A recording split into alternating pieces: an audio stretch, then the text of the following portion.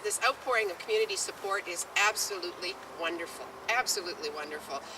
And I know I'm not supposed to acknowledge, but I would say, Dan and Sarah Jane O'Connell, you've got an awful lot of friends in this community, and thank you so much for hosting this today.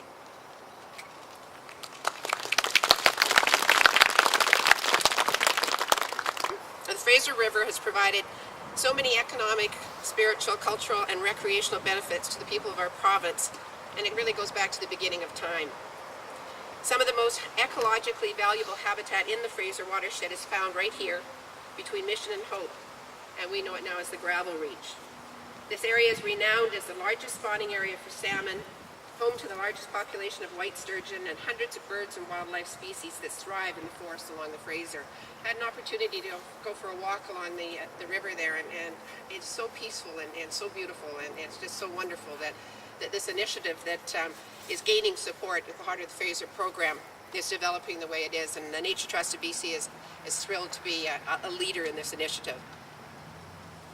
As one of BC's leading nonprofit land conservation organizations, we're very pleased to be a partner with the Pacific Fisheries Resource Conservation Council, North Growth Foundation, BCIT Fish, Wildlife and Recreation Centre of Excellence to create a complex of properties in the Gravel Reach area. But today we celebrate the acquisition of the Tom Berry property. It is my pleasure to introduce a man who has made a career advocating for the conservation of rivers here in BC and right around the world.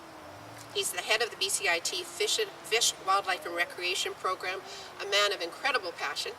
Mark, please come forward. Please welcome Mark Angelo.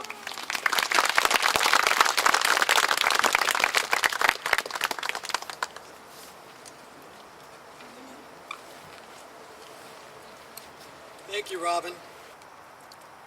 I have to say I'm also very excited about the establishment of a research facility here that will be used as a base for BCIT Fish and Wildlife students and others who undertake research activities pertaining to the Fraser and its incredible natural values. And we're going to try and put that to very good use, because such a facility will make it much easier and much more viable for students and staff who undertake major research projects. Whether that be the identification of key riparian lands, or the monitoring of habitat conditions, or the study of specific fish and wildlife populations. So we're certainly enthusiastic about that. And I certainly want to take this moment to acknowledge and thank Sarah Jane Connell for her willingness to see this property protected and used for research-related purposes. And that's something we greatly appreciate. So thank you, Sarah Jane.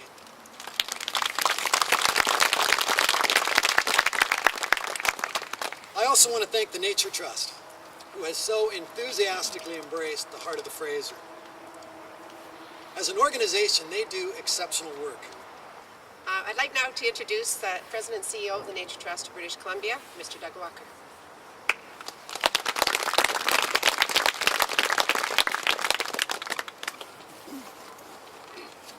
Thank you, Robin, and thank you to everyone for coming out and braving the weather that we thought we might have yesterday. It was quite an amazing change, and I think evident today that it's a spectacular day, spectacular habitat. Here today we have representatives from the Fraser Valley Regional District, Ministry of the Environment, Ministry of Transportation and Highways, Department of Fisheries and Oceans, local government, and people like yourselves who have come out to celebrate this wonderful event. The Heart of the Fraser project began with a donation by Canfor last fall. This picturesque property is noted for its mature Douglas fir, riparian habitat, and its importance as a heritage site for the Scowlith Band and its location of confluence of the Harrison and Fraser Rivers. We're working with the Scowlith Band to continue that ongoing management of that property in perpetuity for their heritage. The Nature Trust has a long-standing commitment to the protection of the lower Fraser River. Since 1971, we've acquired 11 properties in the Fraser watershed area between Mission and Hope, totaling 382 hectares, or for those of us that are metrically challenged, 920 acres. And today we are celebrating the acquisition of the Tom Berry property, which is one more piece of the ongoing puzzle in our efforts to conserve the Gravel Reach area of the Fraser River. It is my honor to dedicate this research center in the memory of Wendy Thompson, a young woman who loved the natural splendor of British Columbia. Wendy was a paramedic with the British Columbia Ambulance Service. She was part of the infant transport team and was on a Mercy flight to the Queen Charlotte Islands January 11, 1995, when her aircraft was lost at sea. A trust fund was established by her parents, and they generously agreed to help acquire this Thornbury property. So we're very pleased today to dedicate this research center in her memory, and we thank her parents and all the people that helped in her memory to support this. It's my pleasure now to call on a very close friend of the Berry family, Mr. Sagaputh, to say a few words, please.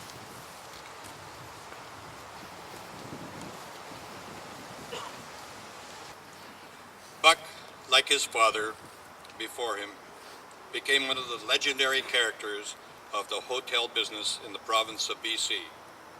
He was noted for his individual athletic accomplishments in golf, lacrosse, soccer, and basketball. His dedication to coaching and assisting young athletes, and in particular his basketball boys, his hunting exploits, and his trips to the prairies, his colorful opinions, his generosity to anyone in need of help, his devotion to his hotel, his staff and customers, and his special affection for the boys he served overseas with, the Seaforth Highlanders. All these facets of his life combined to make him a special, respected, and admired individual in the hearts of those who knew him. Coach Buck Berry was a man who was always able to handle tension and remain calm, not only as a coach, but as a player in golf, lacrosse, basketball, and soccer. He was a man who took order out of chaos.